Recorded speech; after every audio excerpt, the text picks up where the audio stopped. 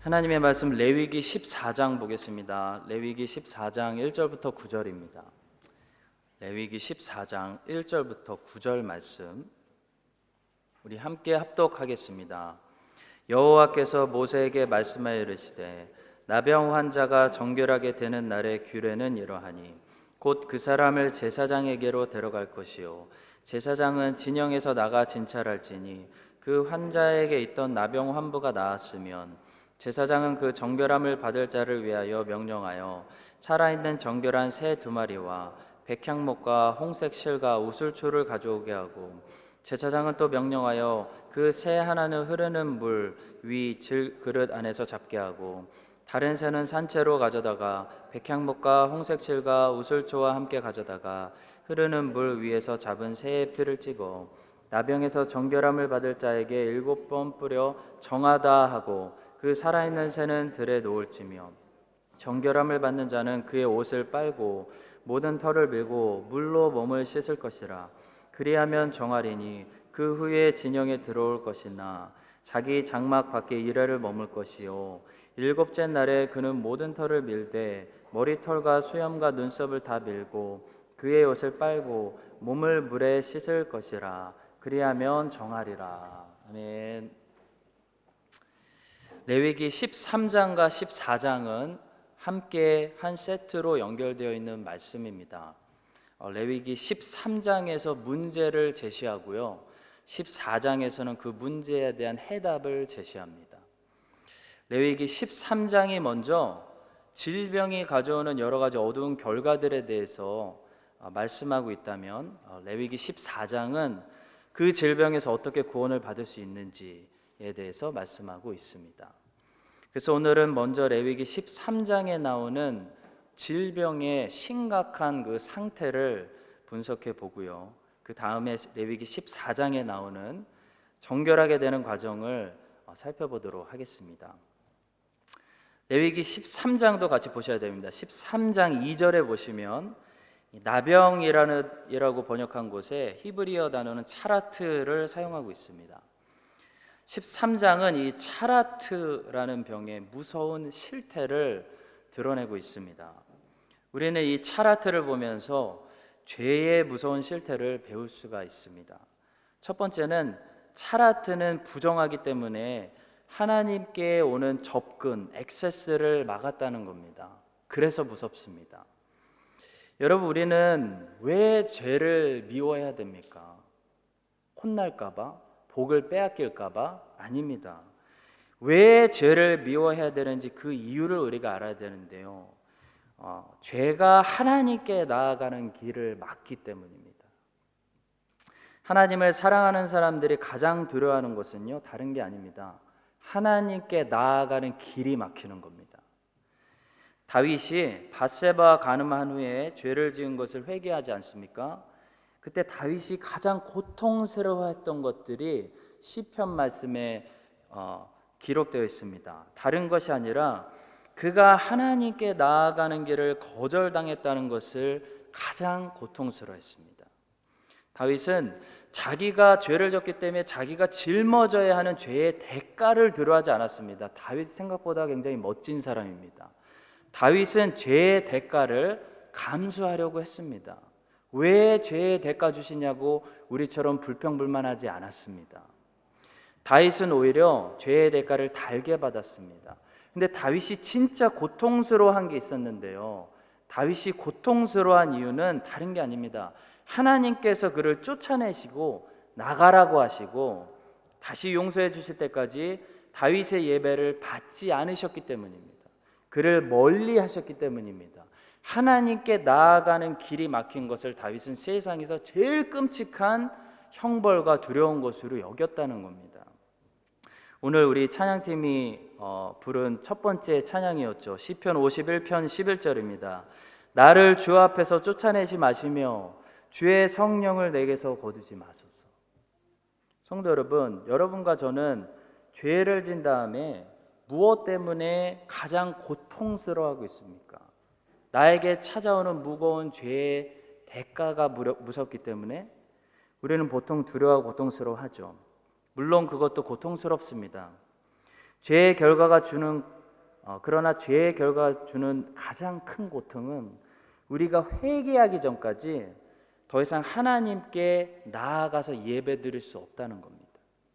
교제할 수 없다는 겁니다. 교제가 끊어진다는 겁니다. 많은 사람들은 죄의 형벌이나 죄의 대가를 두려워합니다.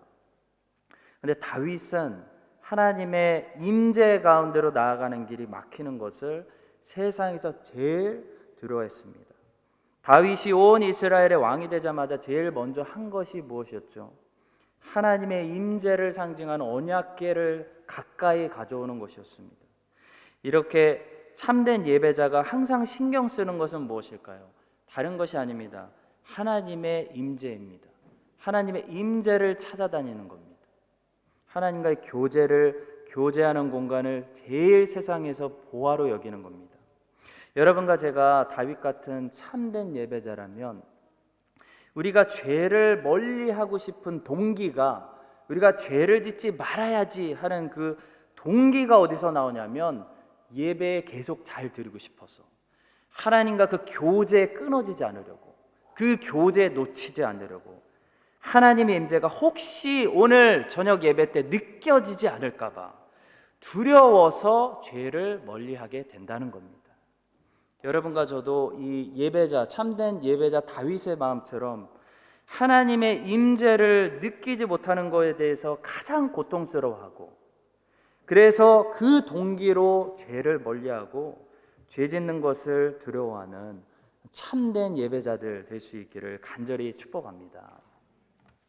두 번째로 레위기 13장은 차라트에 걸린 사람을 다룰 때 이 차라트가 옆으로 퍼졌는가 퍼지지 않고 그대로 있는가에 예민한 초점을 맞추고 있습니다. 레위기 13장 5절을 보시면 제사장이 진찰을 하는데요, 무엇을 진찰합니까? 잘 보셔야 됩니다. 이래 만에 제사장이 그를 진찰할지니 그가 보기에 그 환부가 변하지 아니하고 병색이 피부에 퍼지지 아니하였으면 제사장이 그를 또 이래 동안을 가두어 둘 것이며, 6절과 7절도 계속 동일한 것을 진찰합니다. 이래 만에 제사장이 또 진찰할지니 그 환부가 엷어졌고 병색이 피부에 퍼지지 아니하였으면 피부병이라 제사장이 그를 정하다 할 것이요 그의 옷을 빨 것이라 그리하면 정하리라. 그러니까 퍼지지 않았으면 그냥 피부병입니다. 근데 7절에 그러나 그가 정결한 죄를 제사장에 보인 후에 병이 피부에 퍼지면 제사장에게 다시 보일 것이요. 제사장이 진찰해야 하는 것은 다른 게 아닙니다. 이 병이 옆으로 퍼지고 있는가, 그대로 있는가, 이거 하나 보는 겁니다. 이게 중요합니다. 제사장이 지금 이 피부병이 옆으로 퍼졌는지 아니면 거기에만 그대로 있는지 왜 계속 살피는 거냐면요, 이 피부병이 그냥 피부병인지 아니면 차라트인지를 구별하기 위함입니다. 차라트의 특징은 뭐냐면 만약 차라트면 반드시 옆으로 번진다는 겁니다. 반드시 번집니다. 가만히 있는 법이 없다는 겁니다. 가만히 그 자리만 썩고 없어지지 않고 차라트가 일단 발생되면 반드시 옆으로 번져서 온 몸이 다 썩을 때까지 멈추지 않는다는 겁니다. 그래서 제사장이 나병인지 아닌지 확인하기 위해서 퍼졌는지 그대로 있는지 계속 진찰하는 겁니다. 성도 여러분, 그런데 하나님의 말씀은 지금 이 차라트의 특징을 통해 죄의 특징을 우리에게 가르쳐주고 있습니다. 죄가 어떤 특징을 가지고 있냐면 죄는 절대로 하나의 만족을 모릅니다. 죄는 멈출 줄 모른다는 겁니다. 그치질 못합니다. 죄는 하와에서 멈추지 않고 아담으로 번지게 되어 있습니다. 우리가 죄를 하나 지면 회개하기 전까지 반드시 죄는 만족을 모르기 때문에, 쉼을 모르기 때문에 다음 죄를 요구한다는 겁니다. 나병이 피부에서 시작되면 피부에만 있는 것이 아니라 레위기 13장은 옷에도 번질 수 있다고 말합니다. 그 나중에 심해지면 집 전체에 번질 수 있다고 말합니다. 13장 47절부터 59절까지는 그래서 옷에 나병 같은 악성 곰팡이가 번졌을 때 이 옷을 어떻게 다뤄야 하는지까지 말씀합니다. 옷은 상징적으로 우리의 라이프 스타일을 가리킨다고 할 수 있습니다. 수영복을 입으면 수영을 하겠다는 것이고, 스키복을 입으면 스키를 타러 가겠다는 거죠. 우리의 컬처를 만드는 아주 중요한 요소 중에 하나가 바로 패션입니다. 패션을 보면 컬처를 알 수 있습니다. 옷의 나병 같은 악성 곰팡이가 번졌다는 것은 죄가 습관을 넘어서서 우리의 라이프 스타일에 정착할 수도 있다는 것을 말해줍니다. 재미있는 것은 옷에서 이런 악성 곰팡이가 발견되면 제사장이 어떻게 그 옷을 처리해야 되냐면 먼저 일주일을 지켜봅니다. 일주일 후에 그것이 옷 전체에 퍼지게 되면 바로 불살라 버립니다. 근데 일주일 동안 지켜봤는데 만약 옷의 다른 부분으로 그 곰팡이 부분이 번지지 않고 그대로 있으면 옷을 깨끗이 빱니다. 그리고 또 일주일을 지켜봅니다. 그리고 그 후에 만약에 그 후에 번졌으면 또 바로 불살라 버립니다. 2주 동안 지켜봤는데 번지지 않고 그 색깔이 오히려 점점 희미해지면 없어지고 있다는 거죠. 그 곰팡이가 발생했던 그 부분만 가위로 오려내고 나머지는 깨끗이 빨아서 그 옷을 다시 입을 수 있게 하셨습니다. 어떤 메시지가 있을까요? 우리의 작은 죄가 점점 번져서 우리의 옷에 번지고 마침내 우리의 집에까지 번져서 더 이상 통제가 되지 않아 하나님께서 우리의 삶 전체를 무너뜨리셔야 하는 수준까지 가지 않도록 매일 우리를 깨끗하게 하는 작업이 필요하다는 겁니다. 죄라는 것은 옆으로 번지는 전염성이 강하기 때문에 죄를 지었으면 빨리 옷을 빨고 회개하는 것이 중요합니다. 죄를 하루 이상 나누게 되면 이 죄가 또 다른 죄를 반드시 물어옵니다. 다윗이 밧세바를 간음한 다음에 거기서 멈추지 못하고 우리아를 충성스러운 부하를 살인해 버립니다. 그리고 그것을 덮으려고 거짓말까지 합니다. 다윗이 회개하기 전까지 다윗의 죄는 어떻게 됐죠? 점점 더 확장됩니다. 죄는 만족을 모르기 때문에 우리의 몸 한 부분에서 시작해서 우리의 전체 몸을 덮어버리고 우리가 입고 있는 옷에도 번지고 우리의 살고 있는 집, 우리의 인생 전체에 번져서 결국 우리의 집을 다 무너뜨릴 때까지, 인생을 완전히 망가뜨릴 때까지 멈추지 않는다라는 사실을 기억하시고 죄를 지었으면 빨리 하루가 지나기 전에 반드시 그 죄를 회개해서 깨끗이 씻음을 받고 또 새로운 하루를 시작할 수 있는 여러분과 제가 될 수 있기를 간절히 소망합니다. 혹시 하루를 놓쳤다면 최소 일주일 안에 빨리 회개해서 새로운 일주일을 살아갈 수 있게 되기를 축원합니다. 세 번째로 죄는 하나님과 우리를 분리시킬 뿐만 아니라 이웃들로부터 우리를 격리시키는 파워를 가지고 있습니다. 레위기 13장 45절과 46절입니다. 나병 환자는 옷을 찢고 머리를 풀며 윗입술을 가리고 외치기를 부정하다 부정하다 할 것이요 병 있는 날 동안은 늘 부정할 것이라. 그가 부정한즉 혼자 살되 진영 밖에서 살지니라.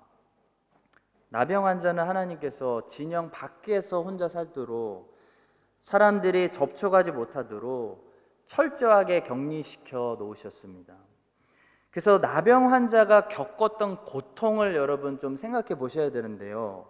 단순히 피부가 썩어져가는 육체적인 고통뿐만이 아니었습니다. 나병 환자가 겪었던 고통은요, 외로움의 정신적인 고통이었습니다. 또 보고 싶은 가족들을 만나지 못하는 고통을 느껴야 됐다는 겁니다. 그런데 바로 이런 고통들이 죄인들이 받는 고통입니다. 죄인들은 아무리 같은 장소에 있고 아무리 큰 도시를 만들어 놓고 살아도 외로움을 떨칠 수가 없습니다. 교제를 그리워하는 고통을 모든 죄인들은 피할 수가 없다는 겁니다. 왜냐하면 죄인이기 때문에 그렇습니다. 죄인들은 외롭습니다. 외롭기 때문에 늘 참된 교제를 갈망하기 때문에 자꾸 소셜 네트워크를 하는 거죠. 자꾸 모임을 만들고 모이는 겁니다.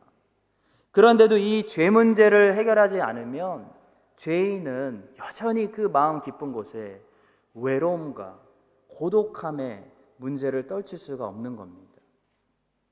그래서 죄인들은 사랑을 해답으로 생각합니다. 사랑하면 되겠지. 사랑하면, 내 짝을 찾으면 이 외로움이 끝날 줄 아는 거죠. 환상을 가지고 있는 겁니다. 근데 사랑을 해도 그 사랑의 대상도 죄인이다 보니까 사랑을 해도 외로움이 끝나지가 않습니다. 문제가 해결되지 않습니다. 그래서 또 다른 사랑을 찾아갑니다. 그 문제가 해결될 거라는 환상을 가지고 사는 거죠. 그러나 외로움과 고독함을, 이 문제를 해결하지를 못합니다. 성도 여러분, 죄가 해결돼야 외로움이 해결되고 인간의 고독의 문제가 해결되고 진정한 교제를 우리가 찾을 수가 있습니다. 죄는 우리를 고립시키고 관계를 파괴하는 힘이 있기 때문입니다. 아담과 하와는 죄를 경험하고 나서 곧바로 부부관계에 금이 가는 것을 직접 경험했습니다. 그래서 죄인은 늘 외로움을 느끼는 것입니다. 죄인이 받는 큰 형벌 중에 하나가 외로움입니다. 근데 성도 여러분, 반대로 우리가 예수 그리스도를 통해 죄를 씻음받고 하나님께 받는 선물 중에 하나는요, 이 다시 회복되는 관계와 교제입니다. 하나님이 계신 곳에 들어가지 못하고 진영 밖에서 각자 외롭게 살아가던 우리 죄인들이 하나님이 계신 진영 안으로 다시 들어가게 되면서 그 진영 안에서, 주 안에서 가족들을 만나게 되고 진정한 사랑의 교제를, 우리가 그렇게 그리워하던 교제를 찾을 수가 있는 겁니다. 그게 교회입니다. 따라서 성도의 교제는 하나님이 구원받은 백성들에게 주시는 얼마나 큰 선물인지 모르겠습니다. 성도의 교제를 정말 얕보시면 안 됩니다. 여러분과 제가 구원받은 성도라면 우리는 육체적으로 각자 혼자 살고 있더라도 영적으로는 주님이 계신 진영 안으로 이제 들어와서 함께 살고 있는 그런 놀라운 축복을 얻으신 줄로 믿으시기 바랍니다. 따라서 그리스도인들은 혼자 살아도 더 이상 죄인들처럼 외롭지가 않은 것입니다. 쓸쓸함이 없습니다.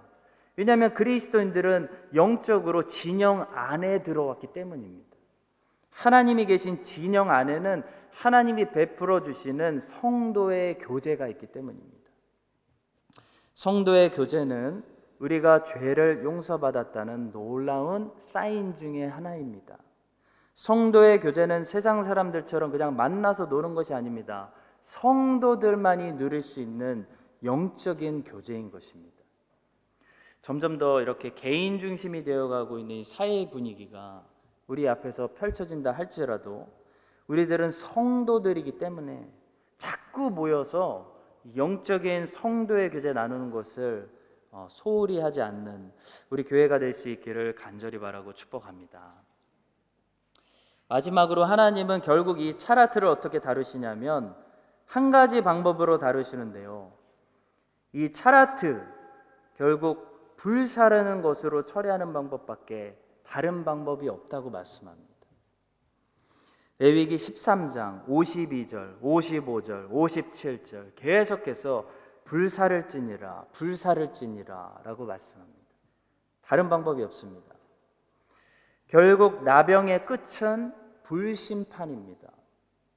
마찬가지로 죄라는 병을 가지고 있는 죄인이 이 죄를 해결받지 않으면 결국 끝에는 불심판이 있는 지옥으로 가는 길밖에 다른 길이 없습니다. 따라서 하나님께서는 죄인들을 위해 구원의 길을 열어놓으셨죠. 불심판으로 가지 않도록 구원의 길을 중간에 열어놓으신 겁니다. 레위기 14장부터 이 구원의 길이 어떤 길인지 말씀하십니다. 자, 레위기 14장에 보면 이런 나병 환자, 저 불심판으로 갈 수밖에 없는 최악의 질병을 가지고 있는 나병 환자에게도 한 가지 소망의 빛이 비춰집니다. 어떤 소망일까요? 이제 레위기 14장을 넘어가서 나병 환자에게 주시는 소명에 대해서 보겠습니다. 첫 번째는 제사장이 나병 환자에게 온다는 것입니다. 이것이 소망입니다. 굿뉴스입니다. 율법을 보면 나병 환자는 절대로 스스로 진영 안에 들어갈 수가 없습니다. 그런데 어떻게 나병 환자가 제사장을 만나서 진찰을 받을 수 있을까요? 제사장은 진영 안에서도 가장 거룩한 곳에 살고 있는 사람이지 않습니까? 나병 환자가 제사장에게 갈 수 없으니까 제사장이 나병 환자가 있는 성문 밖으로 가서 나병 환자를 만나야 된다고 주님이 말씀하십니다. 레위기 14장 3절입니다. 제사장은 진영에서 나가 진찰할지니. 성도 여러분, 복음이 무엇입니까? 복음을 설명할 때 제일 먼저 어떤 이야기가 사복음서에 등장합니까? 하나님이 연약한 아기의 모습으로 우리에게 오셨다는 겁니다. 오신 하나님이 복음의 시작입니다. 하나님이 사람의 모습으로 우리 가운데 들어오신 성육신 사건, 사복음서가 공통적으로 소개하고 있는 복음의 첫 번째 이야기입니다. 우리가 갈 수 없으니까, 우리가 다 하나님의 영광에 이르지 못하니까 하나님이 오셨다는 겁니다. 이게 복음의 시작입니다. 진영 안에 계시는 거룩한 하나님께서 하늘 보좌 영광 버리고 진영 밖에 있는 우리들을 만나려고 오신 겁니다. 마태복음 9장 12절과 13절, 예수께서 들으시고 이르시되 건강한 자에게는 의사가 쓸데없고 병든 자에게라야 쓸데 있느니라. 너희는 가서 내가 긍휼을 원하고 제사를 원하지 아니하노라 하신 뜻이 무엇인지 배우라. 나는 의인을 부르러 온 것이 아니요 죄인을 부르러 왔노라. 하나님께서 레위기 율법을 통해 제사장을 명하셨습니다. 나가라, 네가 가서 만나라.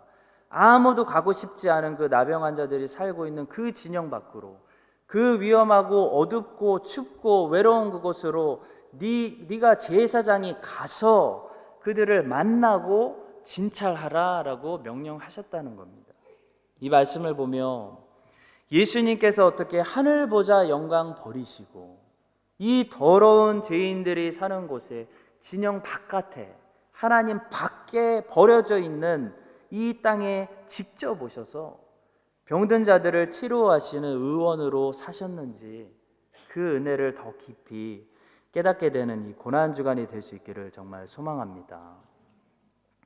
이렇게 제사장이 나병 환자를 만나러 진영 밖에까지 가서 진찰했는데요, 만약 어떤 나병 환자였던 사람의 나병이 기적적으로 나아졌다, 하나님이 치료해 주셨다, 그럼 이제 이 사람을 다시 진영 안으로 들어오게 해야 되지 않습니까? 들어오게 하기로 결정을 내렸다면 이 사람이 하나님 앞에 정한 사람으로 다시 인정받기 위해서 거쳐야 하는 몇 가지 절차가 있었습니다. 그것이 레위기 14장의 내용이죠. 이 정결하게 되는 절차를 밟아야 다시 진영 안으로 들어올 수 있었다는 겁니다. 어떤 절차였을까요?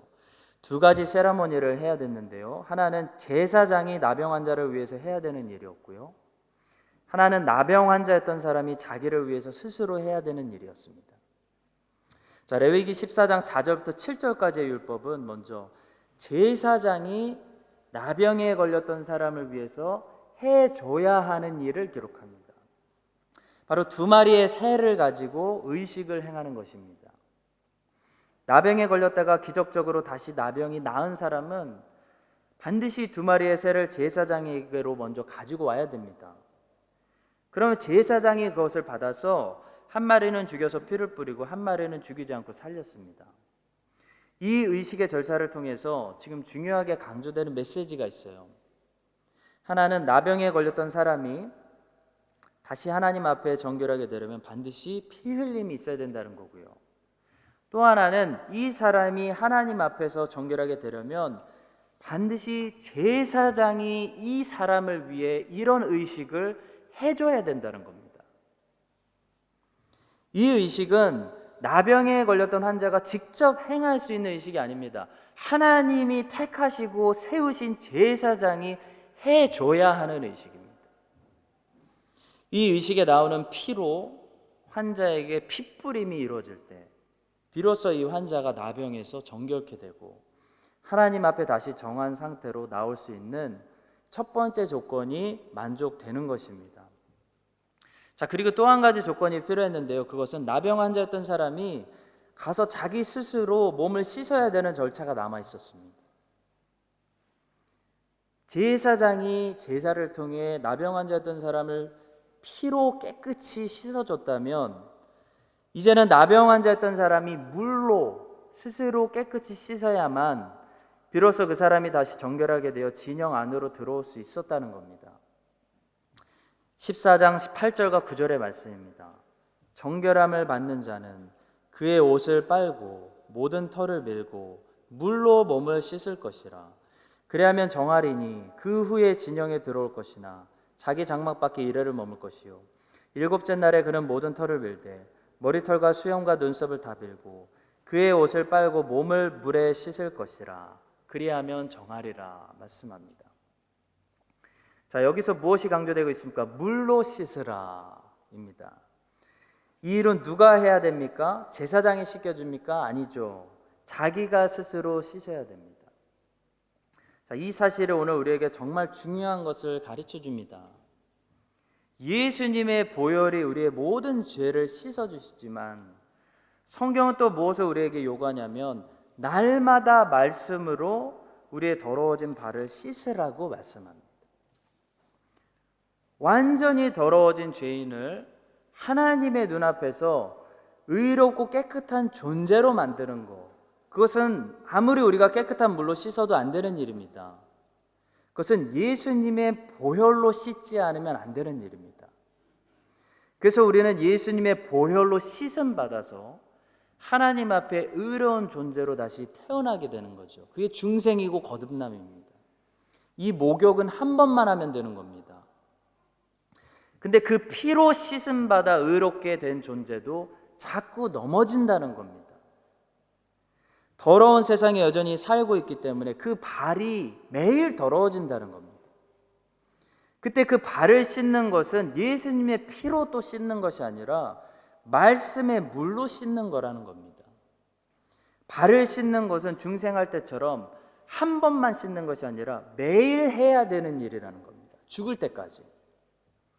또 그 발을 씻는 것은 주님이 우리에게 오셔서 씻겨주시는 일이 아니라 우리가 날마다 주님의 말씀 앞에 나아가서 씻음을 받아야 된다는 겁니다.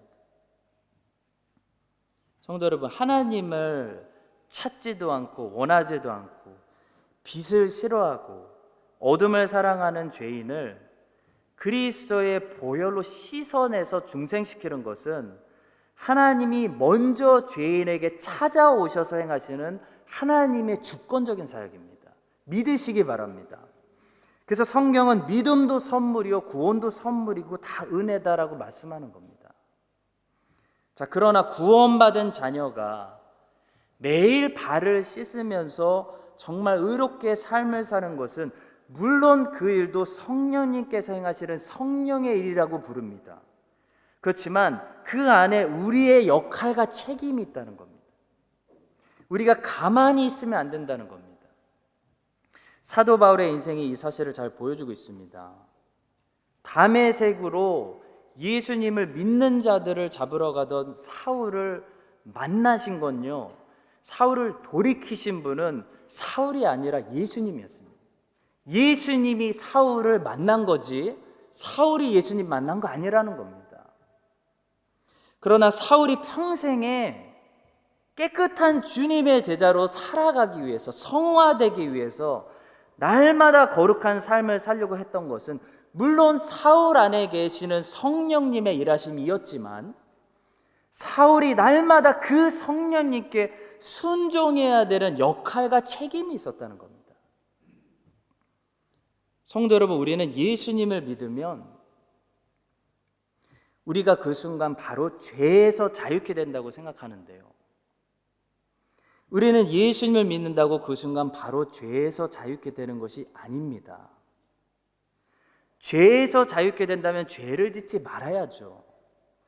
여전히 죄가 넘치는 세상에 우리가 살고 있지 않습니까? 우리는 죄에서 자유롭지 않습니다. 크리스찬이 되었는데도 불구하고 죄의 유혹을 느끼지 않습니까? 죄를 사랑하고 있는 육체와 싸우지 않습니까? 주님은 아직 우리를 죄에서 자유롭게 하신 것이 아닙니다. 자, 성경이 죄와 사망의 법으로부터 자유케 되었다라고 말씀하는 것은 아담의 원죄로부터 자유케 되었다는 뜻으로 우리가 해석해야 됩니다. 예수님을 믿으면 곧바로 그 순간부터 죄에서 자유케 되는 것이 아니라 죄책감과 정죄로부터 자유케 되는 것입니다. 찰스 브리지라는 청교도 목사님이 이렇게 말했습니다. 그 자유는 지긋지긋하게 따라붙어 우리를 괴롭히던 죄책과 정죄함에서의 자유입니다. 그러나 여전히 내주하는 죄에서 자유한 것은 아닙니다. 죄에서 자유하고 싶으시면 죽으셔야 됩니다. 사망의 몹을 벗어야 됩니다. 그래야 죄에서 자유롭게 됩니다.